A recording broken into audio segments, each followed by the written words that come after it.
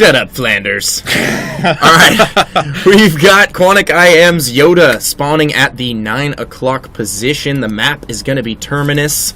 Over at the 3 o'clock position, we have his opponent, the Protoss player from Mousesports, and that's going to be HasuObs. All right, so here we are, and we have reset, guys. Everything is on the line now. QIM had their extra life, but that has been eliminated. It is now Mouse or QIM, whoever comes out on top of this best of 9, is the victor of Team Arena Challenge #1 and has guaranteed themselves a $6,000 first prize. Yes, indeed. And for those of you asking in chat, these games were played. Yeah, they're like still being They're fed still to us. being fed to us by the managers of the teams. Yes. As we are casting this right now. So it's just finishing up.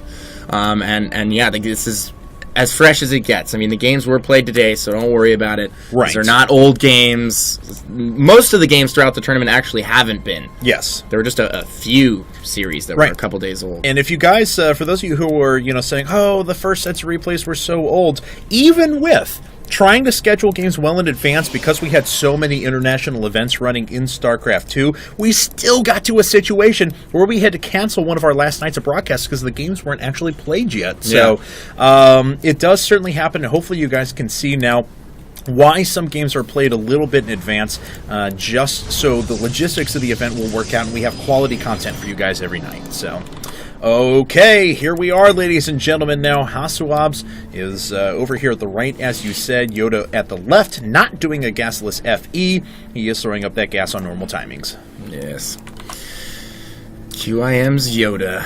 Let's see if he can get a win here for QIM. They need it bad. They desperately need to swing the momentum back in their favor. And send YoDa in you will. Oh, yes. And we'll have to see what he's got in store here. Looks like he's going to grab his second gas. Second gas before factory as well. Before CC. All right. So, okay, this is going to be an incredibly tech-intensive build. And let's see quick if tech lab on could the, be. This looks like a 111 from quite a while ago, actually. Old variety where you move up with everything. Oh, he's from not going to banshees scout the tech lab. tanks. He's not going to see it. Oh, he's not going to see it. Nope. That Marine will ensure that that probe does not ever get back. Yep, if he's able to chase it down.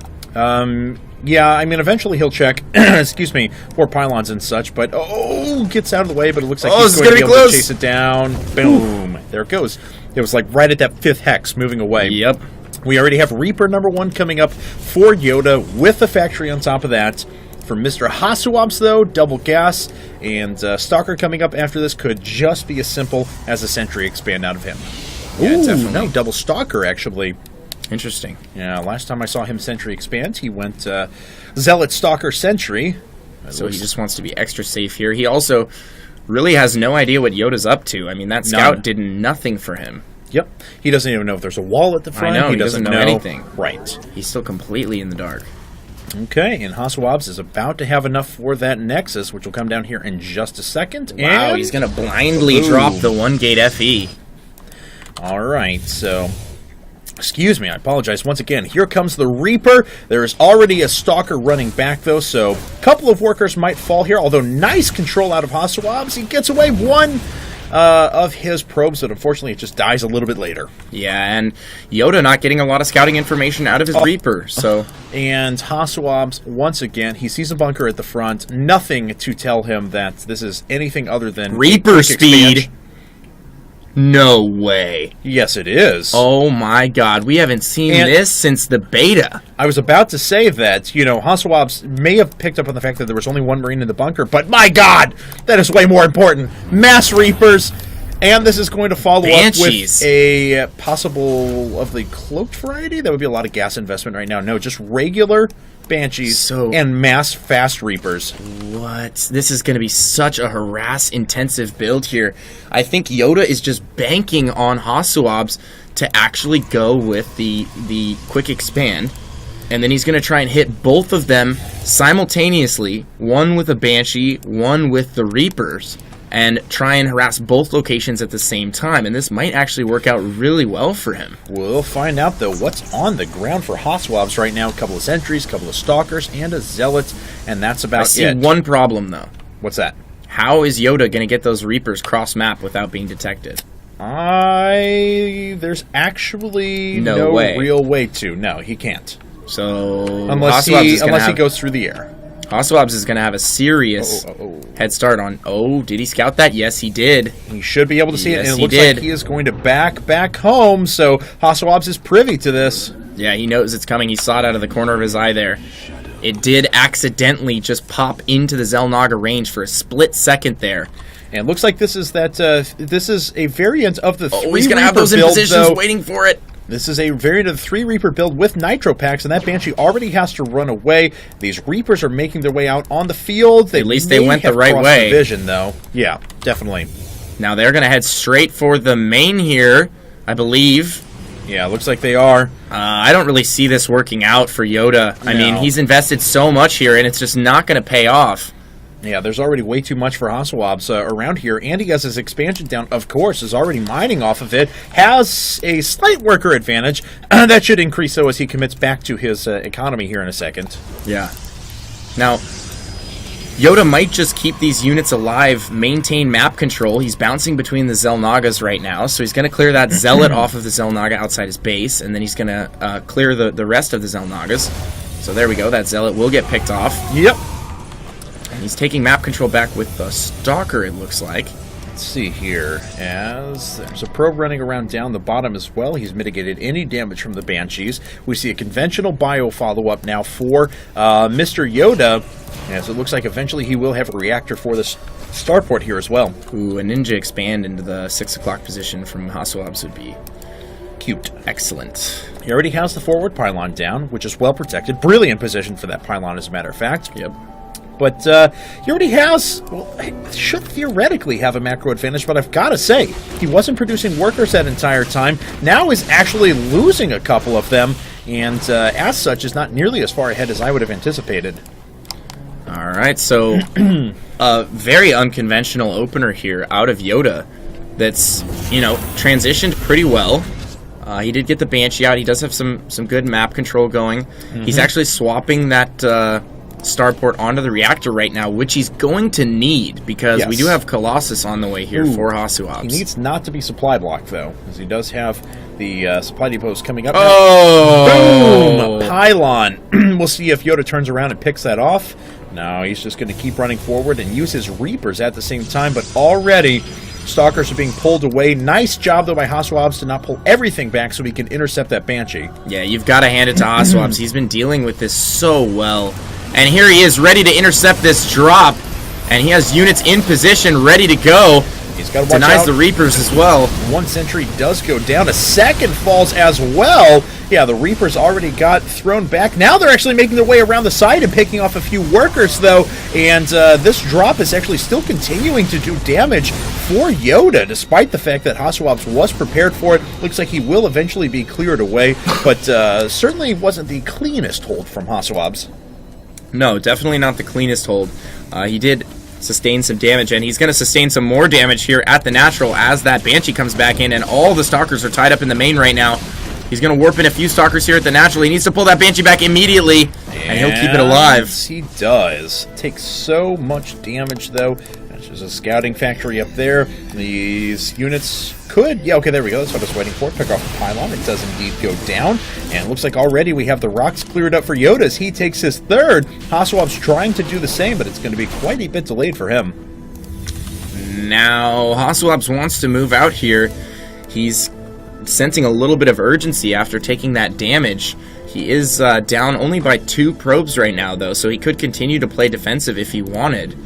He just needs to hold down the fort and prevent any further damage from coming to him, and then once he builds up his Colossus count, he'll actually be in a pretty good spot here. Yeah, certainly. Key, though, once he actually builds up that Colossus count, because right now, with just 1 on the field, there is still the potential for YoDa to just power his way through, or maybe just circumvent those forces, pick up, and move into the main.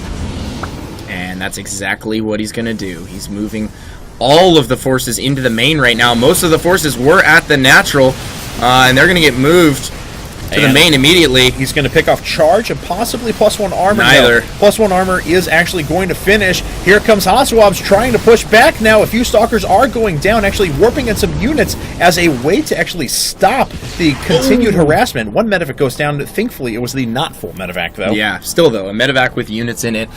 Pretty sizable cost investment right there. But the thing I really like about what YoDa's doing here is that he keeps catching the more vulnerable stalkers and sentries off guard in the main of HasuObs. So he's whittling down the supply and really whittling down the stalker count of HasuObs, which is going to make his Vikings that much stronger. There aren't going to be a ton of blink stalkers out to pick them off. Oh, and look at that. Mr. Banshee comes back, picks off a couple more kills as well, just continuing to be annoying. And here comes this drop back, but it looks like the Observer is patrolling and should be able to spot that no problem. Yeah, and he'll have units ready and waiting for that dropship. And looks like he is, as a matter of fact, also has a Templar there as well. And that is very high energy, so a few more seconds and that'll be an insta-kill with the feedback. Yeah, if he waits the additional 20 seconds, that will definitely be an insta-kill. Yeah. Okay, so let's take a look now as our third base is coming down for HasuObs. We have another command center coming up for YoDa. No. Ghost Academy finishing up, though, with a lot of upgrades. Oh, wow. Happy is macroing like a beast right now. Okay. He's actually taken a 24 lead in supply. Which is actually pretty incredible if you think pretty about substantial. the start His of this opener, game. It's a Speed Reaper build. It's not very, like, you're not getting your infrastructure set up. You're not setting up to power units at all. Right. I mean, it's the least macro-oriented build he could have opened with. And there's really not a lot of TAC forces out there for HasuObs at the moment. A handful of Stalkers, a few High Templar, only one Colossus. Yes, there are a ton of Vikings that are out for YoDa, and that was very nice. I mean, this almost plays into what we were talking about in that game against Thorsay. Just the presence of Colossi on the ground forces you to make so many additional Vikings and transition away from the tech that you actually want to pursue. And he only built one. Right. Now, something that I think deserves mention is that the build that he did open up with, YoDa that is, did force HasuObs to turtle up in his base for quite some time, and it also delayed the taking of his third. So I think that's how YoDa's been able to work himself back into this, and now we have both players in a situation in mid where I think HasuObs is in a little bit of trouble here. He's going to lose his one Colossus. No. Wow. He actually nice storm keeps there. it alive. Yeah, Got very max nice damage off that storm. Let's see here now is, yeah, the Colossus survives just 32 hit points. Wasn't actually able to see how much that was initially. Blink coming up at the same time. That annoying Banshee coming back and continuing to do damage. Not going to be able to kill the Stalker, though, before it finishes, and the Banshee will finally slip into the night. Yeah, that Banshee certainly been a hero. Absolutely. It's been keeping HasuObs on his toes. It's been forcing him to keep units over there, and he just had to warp in additional units. And I think YoDa really wants to press his advantage right now. He just regrouped with these ghosts, and I believe they have enough for EMPs.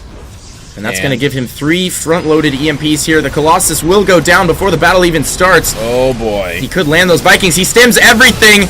The ghosts get off 2 EMPs before they're feedbacked, and he's killing a ton of Zealots here. Yeah, the charge lots just went down right away, and then comes in and snipes out a Templar as well. Very nice job. No more ghosts Dodges left in all that the storms. Yeah, and his medevacs still have very, very high energy, so they're going to be able to provide a lot of support through this process. There were a couple of storms dodging at the back. Yeah, very nice job. Not enough charge lots here to make a difference. Wow. Such beautiful storm dodging. That Oh, was a eats good that one. Yeah, that's a lot of dead units right there. Poor Graveyard. But look at the supplies. Yeah, 195 to 118 now. A 4th base coming up for YoDa. He is playing so well at the moment. Doom drop as HasuObs moves out. He has no units in position. Trying to get a Templar down so he can feedback. One of the medevacs out, but didn't have any more. Actually, a few Templar right there would have shut down that drop completely. As we can see, medevacs falling. But now the units are too much for YoDa. He's just starting to overwhelm HasuObs at the moment. What are the upgrades on his bio? Let's take a look. It's 2-2. 3-3 is on the way. And what's HasuObs working off? 2-1. Okay. With +3 armor actually coming up at the moment. Wow, well, YoDa's in a great position here in the main. He ferried his troops to the high ground. He can now hold the position in between the main and the natural. HasuObs forced to reinforce right on top of the bio here, but he works his bio into a great position where all of the Zealots are bottlenecked. He eats another storm, but I think he's just doing so much damage here. Another feedback goes off, takes out a full medevac. Yeah. Very nicely done. Do we have any units coming through the front for YoDa? No, he's just hanging back at home. He'll have some more in a second, but HasuObs can't even deal with what's sitting here inside of his base. No, Cybernetics core is going to fall. Pylons going down. All of the tech just disappearing. HasuObs is going to be down to producing nothing but zealots. Yeah, he really is. And once again, bottlenecking those zealots picks up all of those units in the medevacs, and he's going to head over to the natural now. And I think he's going to hit the front at the same time. Stims all of his units as they're running across mid. Just wants to get in there and finish HasuObs off. And look at the aggressive style here from YoDa. Yeah, and it's working out really well as he is maxed now and going to be able to reproduce so quickly. We do also have a nuke coming up as well, but it's not going to be needed. There's the GG, and QIM has taken a game off of Mouse. It is now 1-0 in the second best of 9 here at Team Arena Challenge. And look at HasuObs' resources right there. Yeah. Up to 902,000 at the end. What was his gateway infrastructure at the end? Let's take a look at that. He lost a few. He lost 1 or 2 gates, I think, but still, not a whole lot for sitting on 3 base, you know? Yeah, I mean, he was just dealing with so many different things at the same time. Yep. I mean, Reapers, Banshees, Drops, Harass. YoDa brought it to him from the get-go of that game and never really let his foot off the gas pedal. All right, so there we go, guys, as that is it for game number 1. QIM is up 1-0 in this best of 9.